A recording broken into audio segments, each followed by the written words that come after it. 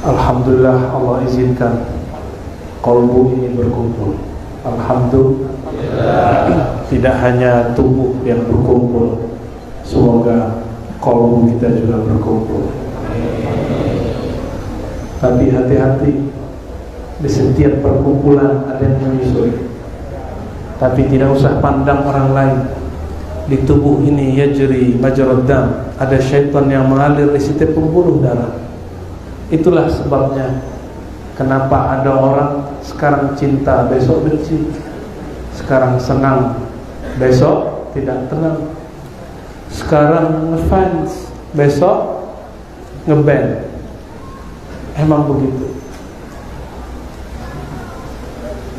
Dahulu iblis dengan nama malaikatnya Azazil berkata kepada Allah, "Ya Rabb," manggilnya ya Rabb. Iblis ini soleh ya, dulu, cuma dia merasa zikirnya banyak. Apa kata dia? Izinkan aku, sebagaimana dinukil oleh Imam As-Surawardi dalam kitab Awariful Ma'arif, izinkan aku menguasai kolbu manusia. Kolbu itu berkait dengan jantung. Jantung itulah pompa darah. Maka darah kotor, darah hasil makan yang haram, itu kolbunya langsung rusak. Apa kata Allah? Al-kibriya'u ridai. Kesombongan itu, hai iblis, itu rida. Ini rida. Tadi kena anginnya terlalu kenceng, jadi ditaruh di biar nutup. Ya, ini bukan rubah-rubah gaya. Ini menyesuaikan aja. Al-kibriya'u ridai. Kesombongan itu, merasa sok pantas itu, wahai iblis, wahai Azazil, dulu namanya masih Azazil, itu adalah selendang, syal. Maksud Allah Tabaraka wa Ta'ala apa? Wahai iblis, wahai Azazil, yang pantas menguasai kolbu hanyalah aku yang membolak-balik kolbu. Jadi ternyata si Azazil diberikan SIM, surat izin mengalir. Di mana dia mengalir? Di semua pembuluh darah. Di semua pembuluh darah dia mengalir. Di mata ada darah, maka mata kita bisa nakal. Mau dia ustadz nggak ustadz sama mata ini. Di telinga ada darah, makanya senang mendengarkan berita-berita nggak enak. Tiap hari dengerin Sambo. Ketemu polisi bilang, anak buah Sambo najis. Ya salam, dia lupa. Kalau dia ustadz dia lupa, ada ustadz cabul kok. Dia nggak. Kalau dia dokter dia lupa, ada dokter korupsi kok, korupsi mafia obat. Kalau dia PNS, ASN dia lupa, sesama sipil dengan polisi. Banyak kok kepala desa, camat yang korupsi tiap hari. Jangan kemudian tertipu oleh mata. Nah itu kerjaan setan. Benar gak? Yang anggota dewan sok-sok suci juga, ngeritik-ngeritik, ya salah. Dia bergelimang dengan itu. Jangan. Kita fala tuzakku anfusakum, jangan mensuci-sucikan dirimu. Maksudnya apa? Jangan memandang aib orang, pandanglah aib diri. Sehingga kita gak sibuk dengan orang lain, tapi sibuk ngurusin melawan syaitan yang bertahta di semua pembuluh darah. Coba dari ujung rambut, ujung pembuluh darah di sini ada darah, sampai ujung kaki.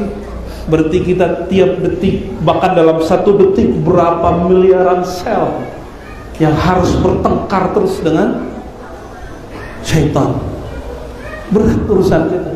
Beres di situ, baru beres ngurus umat, baru beres ngurus rakyat. Nah ini zaman al-kalam kathir wal amal qalil. Ini zaman orang banyak pintar bicara, Kayaknya kalau dengerin TV semua orang pintar bicara, benar nggak? Kayaknya Indonesia ini orang cerdas-cerdas semua. Ya, saya sendiri kagum-kagum dengerin komentator itu. Ya Allah, cerdas sekali orang Indonesia ini. Tapi dia lupa, kadang dia komentar nyakitin hati orang. Mohon maaf Bapak, ada yang punya keluarga kena korupsi? Pasti ada, 1-2. Malu nggak? Malu. Gimana kalau jadi anaknya?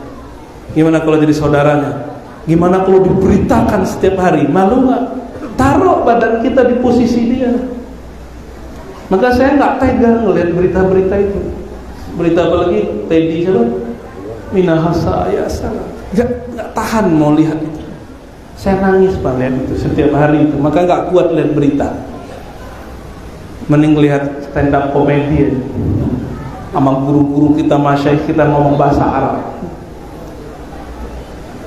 Bapak Ibu, sahabat-sahabat, saudara-saudariku yang bukan Allah, saya ini bukan orang suci bicara begini. Yang saya ceritakan itu bobrok saya sendiri, karena pernah merasa bobrok dan sampai hari ini saya ini hina.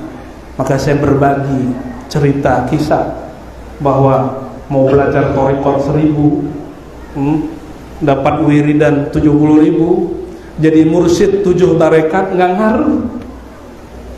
Barsisol 500 tahun jadi mursyid, muridnya bisa duduk ngawang, tapi meninggalnya dia menyembah syaitan. Ketika dia diikat, datanglah syaitan berwajah malaikat, karena dia tahu wajah malaikat, karena dulu pernah satu pangkat dengan malaikat. Apa kata syaitan? Barsisol, maukah kamu selamat? Kamu tidak akan dihujat. Ternyata ada satu riya yang muncul di kolbu orang yang belajar zikir dan santri-santri, ulama-ulama. Ulama santri insya Allah terbebas dari riya, suka dipuji, bebas. Malah risih kalau dipuji orang. Tapi banyak murid-murid, santri-santri, salik-salik, jamaah-jamaah yang tidak tahan kalau dicaci. Itu riya yang paling berat. Riya paling berat. Nanti coba aja punya guru bermasalah, malu disebut murid dia. Oh, berarti kita ini mengikuti guru karena meyakini dia suci. Itu satu kesesatan yang nyata. Kenapa? Adakah ajaran Islam yang mengajarkan guru selain Rasul itu suci? Ada nggak? Maka kalau ada tuan guru, kiai, apalagi polisi, tentara, pejabat, dia maksiat, dia kemudian melakukan kesalahan, itu masuk akal. Masuk akal. Ini bukan pembenaran, tapi kita jangan sibuk dengan orang lain. Tapi betullah kata orang, kejadian terburuk itu berita terbaik. Benar ya? Seneng nggak bicarain keburukan orang? Seneng ya? Senang sekali. Nah, ini kolbu Barsisol itu setiap hari zikir, dan zikirnya puluhan ribu. Ketika dia diikat, kata syaitan, Barsisol, setelah ini engkau tidak akan dibenci lagi, aku akan selamatkan engkau, tapi syaratnya satu, sujud kepadaku. Akhirnya Barsisol mengatakan, nah, baik. Dilepaskanlah, cukup. Ini pakai tangan, rantai semuanya lepas. Lalu Barsisol sujud. Di saat sujud, dia belum angkat kepalanya, malaikat maut menyambar, mati su'ul khatimah. Na'udzubillah min dzalik. Orang sudah pakai sarung, itu diuji Pak, di samping kita celana jingkrang, waduh berat ujiannya. Apalagi kaki dia nyari kaki kita. Akhirnya sholat menjadi lebih khusyuk. Khusyuk plus khusyuk. Dia cari-cari kaki. Hati kita terganggu sama dia. Benar? Kenapa terganggu? Kita sedang berhadapan dengan Allah. Kenapa terganggu? Gak usah terganggu ya. Besok kalau dia cari kaki kita, udah kasih. bantu dia khusyuk, bantu dia khusyuk. Hadis tidak sahih, tapi riwayat ini dipakai ulama. Ada seorang lagi sholat, mainin jenggotnya, biasa jenggot berpanjang. Insyaallah, Allah, akhi, lagi sholat, mainin jenggot. Dilihat oleh Rasulullah. Apa kata baginda Rasulullah SAW? Lau khasha'at qalbi la khasha'at jawarih. Seandainya qalbunya khusyuk, tunduk, hikmat, tentu tubuhnya akan juga khusyuk. Maka khusyuk bukan sarung, apalagi sarung merek tertentu itu ya. Sarungnya Marakia itu, oh lebih mahal dari celana kita Pak, jangan sombong ya. Ada yang seharga motor sarung. Jadi ngeliat orang pakai sarung husnuzon, siapa tahu itu sarung mahal ya. Ada seharga motor bekas. Yang pakai sarung juga belagu, lu nggak tahu. Lagi sholat, ente nggak tahu. Ini sarung lebih mahal daripada celana ente. 10 celanamu nggak kebayar di sarung. Lagi sholat. Ini orang lagi sholat, di kolbunya ada khayal-khayalan. Inilah yang disebut khuyala. Innallaha la yanzur.